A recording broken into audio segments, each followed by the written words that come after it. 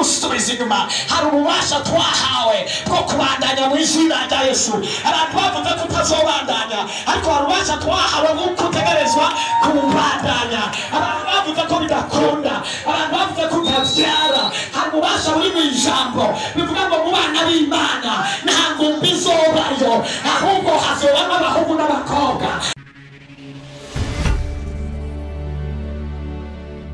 Kontra na data wa twese wo mu ijuru abo baramufise ubasha nikabahaye ubasha bwo kurwanya, bwo gutsinda ubushobozi bwose bwa wa mubi, ubushobozi bwose bwa wa mubi, ububasha bwo gutsinda ubushobozi bwose, ububasha bwose bwa wa mu yandi majambo shetani ari chini zero mwetuze umugani w'uraho. Haleluya! Hari ububasha twahawe. Mubona umeze ukuri, hari ububasha. Wa mukobwa we hari ububasha. Ntutesha agaciro kawe ngo wifatwe nk'irara ryagashe. Apana isombe, irara ryagashe usanga ryaje kwifira, cyangwa mu ikintu bita ubuswage cyangwa uburobe bwagashe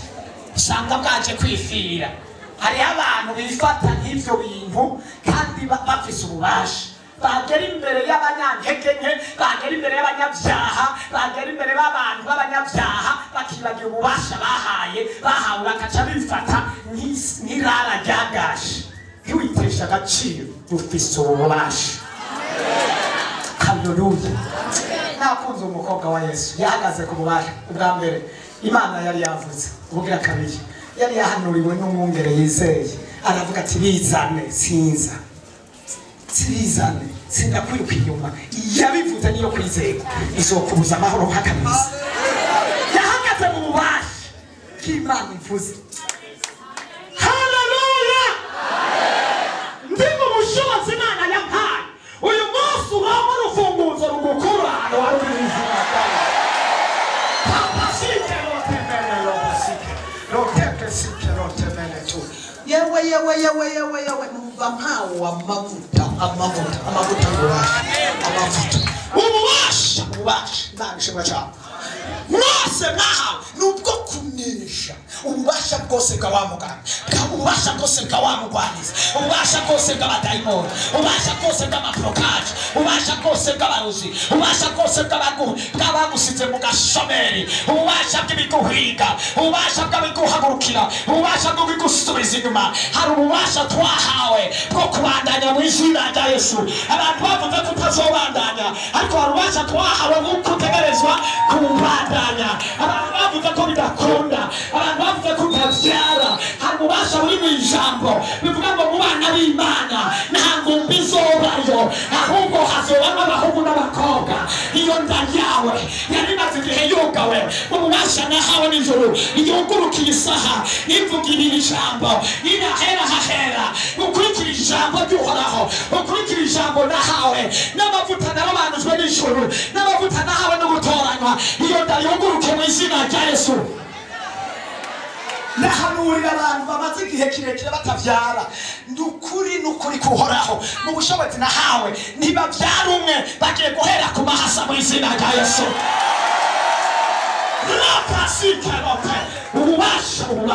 Ububasha bw'iyabiremye, ububasha bw'ibikomeza. Yewe numva intahe naziretse, numva hariko haze intahe nyinshi cyane, ariko umwanya ntunyorohera. Numva ngomba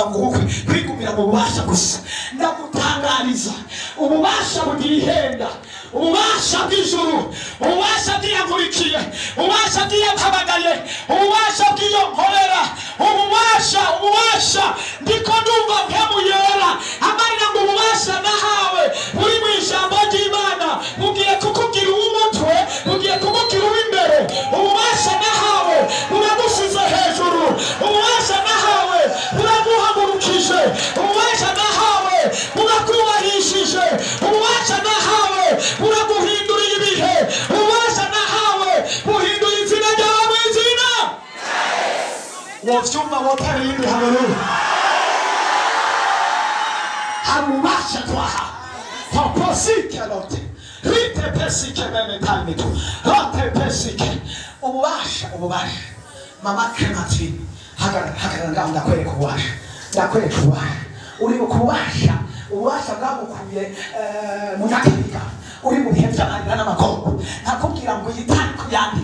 iyi gitari kuyandike ntuzoba uri mwayo marira uzoba itariki nk'iyi wicaye mu nzu y'iwawe inzu y'iki-VIP inzu y'iteka ububasha bwaraguhaye inzu cyane n'ibwari guhaye Papa sikerote raba sikerote meneta mu bushobozi nahawe mu bubasha muri autorite nahawe n'ijuru mu bushobozi nahawe n'ijambo mu bushobozi Papa sikerote ndakuyeho ibintu byose byatangira umugisha wawe ndirukana impemu mbi abarozi babimenye abarozi babitangarizwe nawe we murozi uri hano ubimenye ubushobozi bwawe bwataye agaciro ububasha bwawe bwavuye ku isoko ububasha bwawe bwavuye ku isoko we murozi uri muri repantasi wowe babanje kuba hano ndiko ndatangaza ko hari ubundi bushobozi busumba ubundi bushobozi uhereye isaha ndaremye igikundiro ku mutwe wawe ndaremye umugisha mu biganza vyawe yuguruje imiryango yari yugaye yagushize hejuru yaguhinduriye ibihe yagukuye ahantu waricaye yakwicarisa ahandi yaguhuje yarakomeye yuguruje ibintu bikomeye yahezagiye imbuto zo mu nda zawe ubushobozi nahawe bukomeye butararabasike rotepesike ratavasi raisenene takarabasi kokoribisike nahindura ubuzima bw'izina tapasike roteka ribisike tapasike ubushobozi niko ndavuga ubushobozi bw'Imana niko ndavuga ubushobozi twahawe numva ikirere cyamaze kuguruka numva ubushobozi bukuguruka nuramenya icyo ndiko ndavuga niko ndumva ikirere cyamaze kuguruka niko ndumva onso y'ijuru bwiza bw'Imana tarabasikerote tuposikerote meneta hari umuntu ari hano babwiye ko agiye gusohoka inzu bamuhaye n'amatariki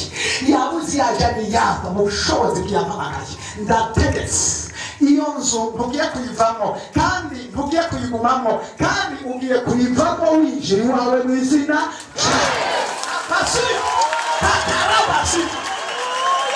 ndavuga ngo iyo nzu ntugiye kuyigumamo kandi ntugiye kuyivamo ariko mu mwaka utahura mu mwaka uza 2021 hari abantu bagiye kwinjira mu nzu zabo ubushobozi bw'Imana papasike tutemene time tuta niko ndahanura mu bubasha bw'Imana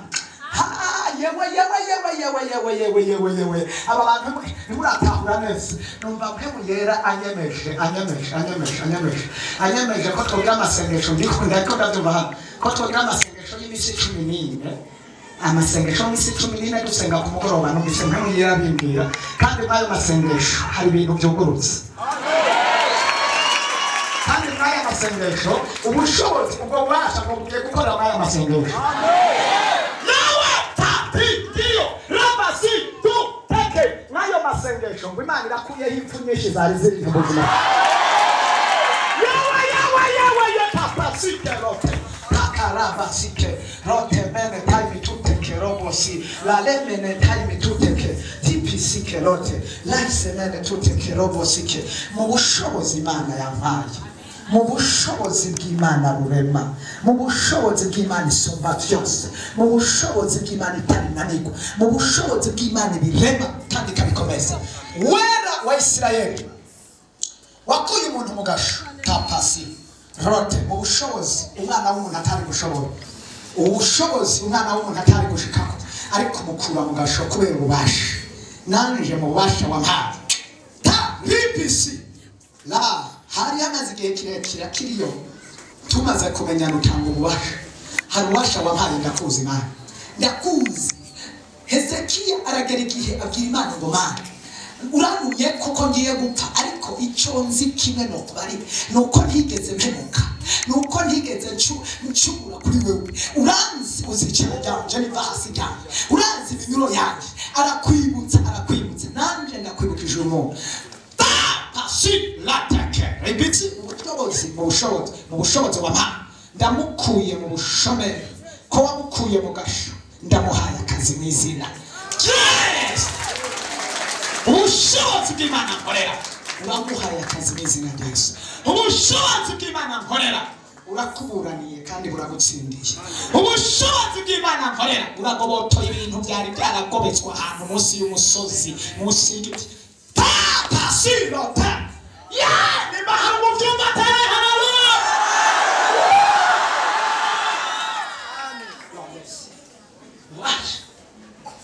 wash ndabahaye ububasha bugiye guhindura ibintu ku buzima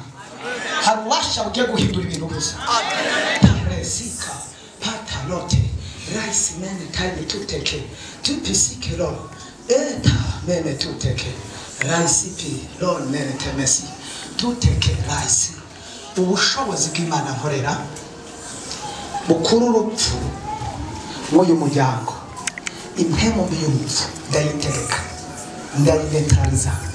rabasike rotekene raisi pesa rotekene ndategeka wa mpemu y'urupfu yihuse ndagutegeka ndakurandura ndakunetaliza ndavuze ngo tekera biragugende ndavuze ngo tekera ibyawe warupfuwe ndanetaliza mu bushobozi nahawe bwo kwimuza urupfu bwo guhagarika urupfu bw'amangetengete mana nkorera Imana yampamagaye Imana y'amasezerano ndategeka urupfu mu izina Yesu nimura urupfu mu izina Yesu ndarema ibitariho bibeho mu izina Yesu ukomera amashumwami wacu Yesu Kristo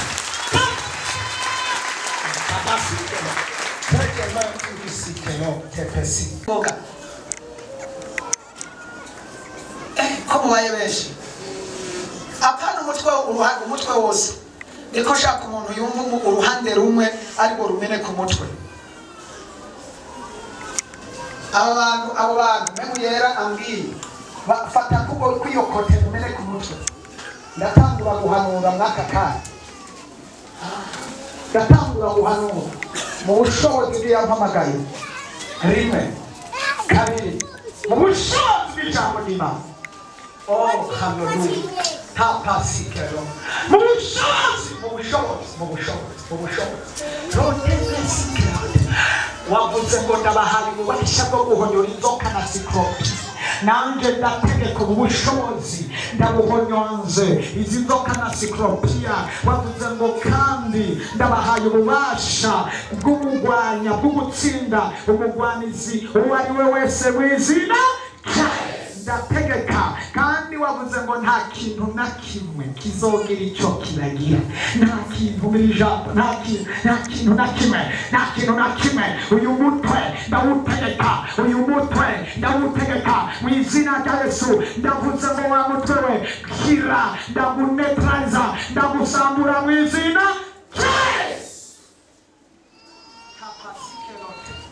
Loisi mene tu urashaka gutera haleluya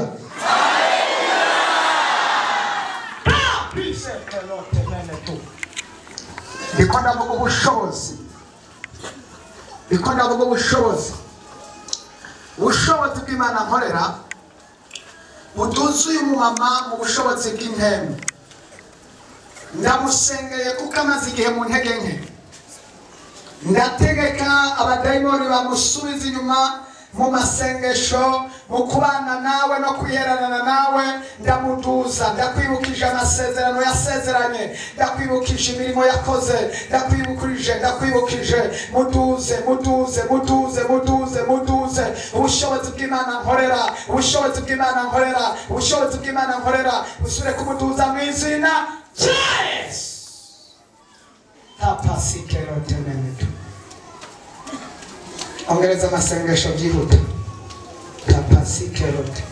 tatumanye usenge kandi programa uyifate byihuse n'ingoga cyane lole mene time tutekerobo siku kimani rangiye kufisa umugambi kuri wewe ariko kandi ntusamari yewe tarasike biselo lemene tutekerobo si mu bushobozi bw'Imana nkorera Imana nziza kandi Imana y'amahoro ndakubasi taka Lois tuke mene tapa sike lote mbona kusende wakozi w'Imana